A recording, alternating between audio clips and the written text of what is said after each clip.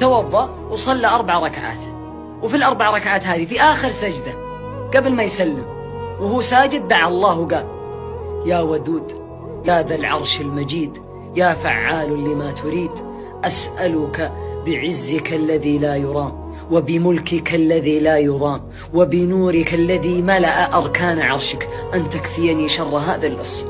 يا مغيث أغثني، يا مغيث أغثني، يا مغيث أغثني. فرفع رأسه من السجود يبغى يسلم، إلا في فارس مقبل على فرس وفي يده رمح، والرمح هذا واضعه بين أذنين الفرس، وناصي قاطع الطريق ذا، فتنبه له قاطع الطريق فجاء عليه، فهجم عليه الفارس وطعنه بالرمح هذه فقتله. وراح عند التاجر ومسكه وقال له: قم. فقال له التاجر: من أنت؟ بأبي أنت وأمي يوم أغاثني الله بك. فقال له: إني ملك من أهل السماء الرابعة، لما دعوت سمعت لأبواب السماء قعقعة، ثم دعوت الله ثانيا فسمعت لأهل السماء ضجة، ثم دعوت ثالثا فقيل دعاء مكروب، فسألت الله أن يوليني قتله فقتلته.